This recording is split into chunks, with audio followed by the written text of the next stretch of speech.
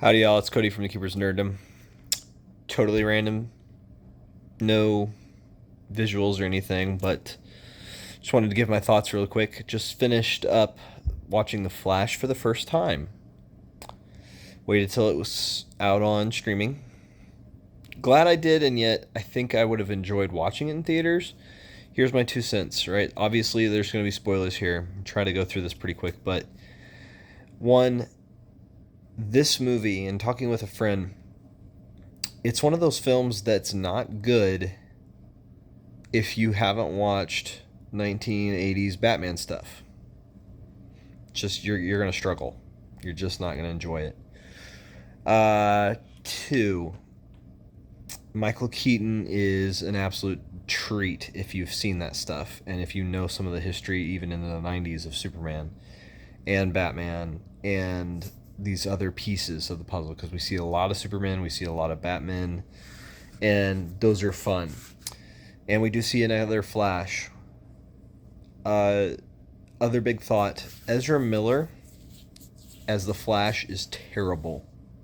Absolutely terrible. There was once or twice that I laughed a little bit and enjoyed it with him. But he does not work. He is a frustrating, awkward thing in the film, and his laugh is just not good. It's bad. But that being said, my friend really put that into perspective on the whole film itself, that he had watched it, didn't enjoy it because to him there was nothing to connect to, because these stories didn't have the same importance if he hadn't seen some of these older films. Because Michael Keaton as Batman is fantastic, but it doesn't really matter much or seem that fantastic if you didn't watch the old Batman movies. See what I mean? Like, those would cause problems for you to enjoy this film. You know, it's the same as seeing Nicolas Cage as Superman wouldn't make any sense to you if you didn't know what that was from and why that was a thing. Christopher Reeves, right? If you didn't watch those movies, they wouldn't, this film just wouldn't matter to you in the same way. Just a weird thing. So the whole premise of the film is Flash going back to change time to save his mom because his whole life's a wreck. He saves her, realizes his other version is spoiled and has no clue about hard things in life.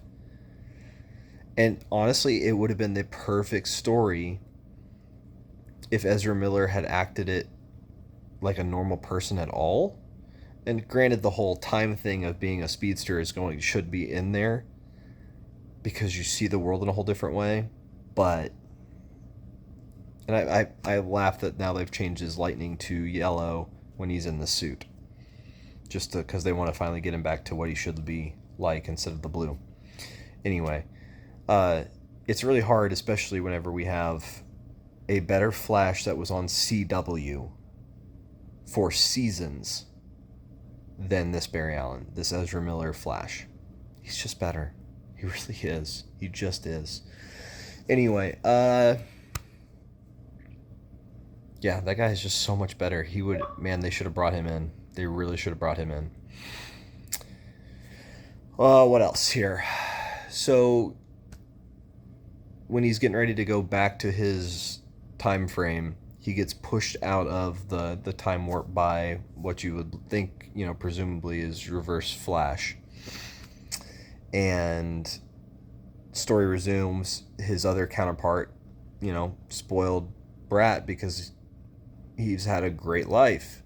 So it's kind of that funny perspective that pain causes. Like, there is some good storytelling here. There really is. It is a great movie as far as storytelling, but it's not acted out very well. And, the CGI in this film is terrible. Absolute garbage. Like, it is bad. The CW did a better job of having him run than the show, which is saying something, because that didn't always look the best, but it's on a whole different level compared to this stuff. There are times in this movie where the CGI just completely falls apart. It reminds me of Wakanda Forever. Was that the name of the second Black Panther movie? Anyway, CGI in that was rubbery and weird and gross. Same thing here. Just weird. Anyway. So they go and get his younger self, his powers. Ezra Miller's the Mad Goose Wizard or whatever. Good grief. And the laugh, especially his younger self, is even more derpy and dorky. No. It's terrible. Anyway, then they go try to figure out what's going on because Zod shows up and they go to see Batman, which lo and behold, it's Michael Keaton, and that's fantastic. Every scene for him, for me, that he was in was just fun. The critics that were going, the lines don't necessarily make sense. I could see that to an extent, but they were fine. They were fine, and he was so much fun. Seeing him back in the Batsuit was fantastic. And I also kind of laughed that they had the Batmobile that was older, the one from his time frame, instead of the newer stuff that got lights and crap all over it. Good choice. You went back to the better stuff. Fantastic with him. Like, as long as you knew Michael Keaton Batman and all that stuff, like, he looked it, he played it. Michael Keaton, do a Batman movie for us, please. Please. I want you to just do something again. So good. So they're trying to find out where the rest of Justice League is as well throughout this. They think they found Clark and go break him out of a Russian holding facility thing up in Siberia kind of deal, only to find out it's Kara Zor-El, his cousin, and she's good. She's fine.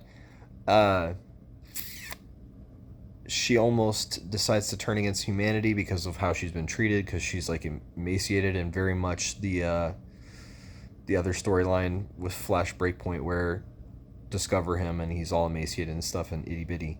It's kind of interesting just to see this concept.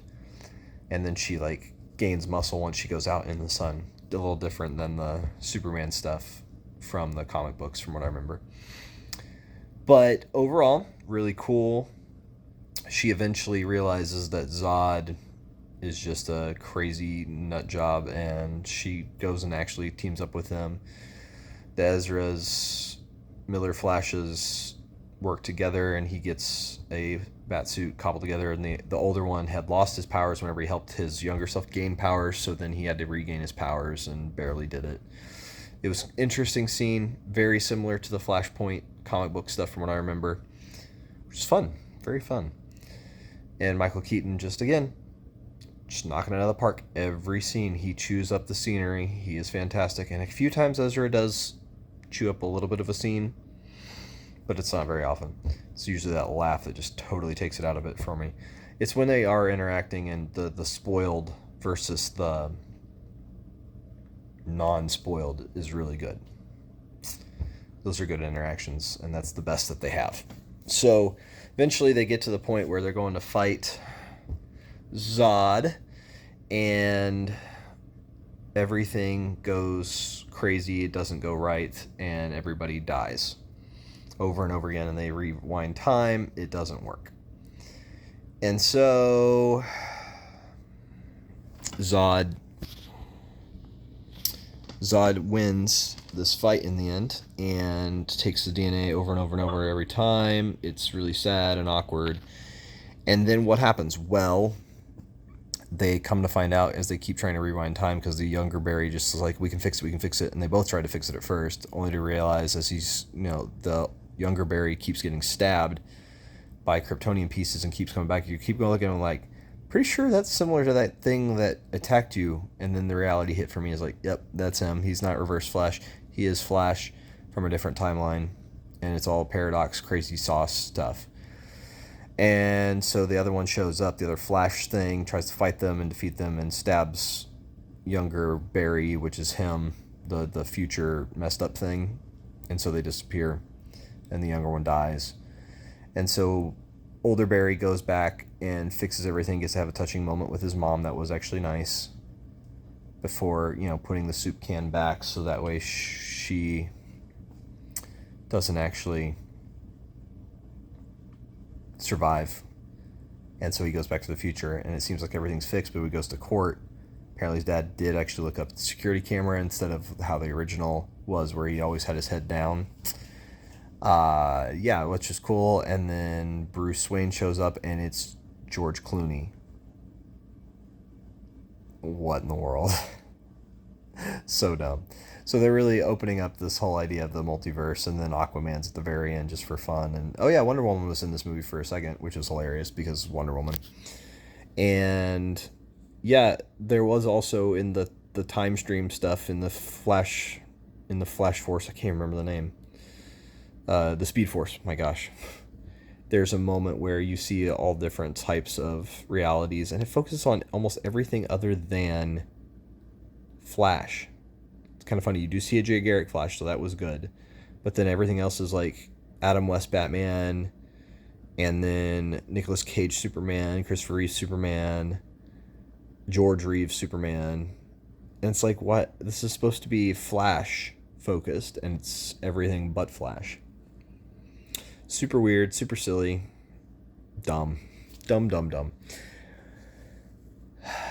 Cool scenes to see, right? Because Christopher Reeves also is joined by Supergirl, which I think was a thing, but it didn't do very well, so it kind of got canceled.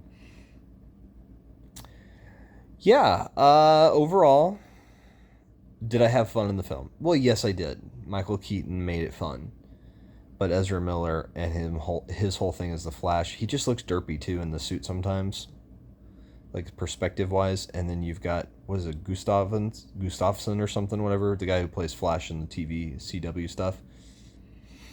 He would have been better. Just saying. Multiverse it. Do it. It'll be fine. Please. Because he actually plays the part of Barry Allen. True story. Anyway, Flash, what did you think of it? What did you enjoy? What did you not like? Let me know down in the comments below. Been Cody from Keepers Nerddom. Take care, y'all. Peace out.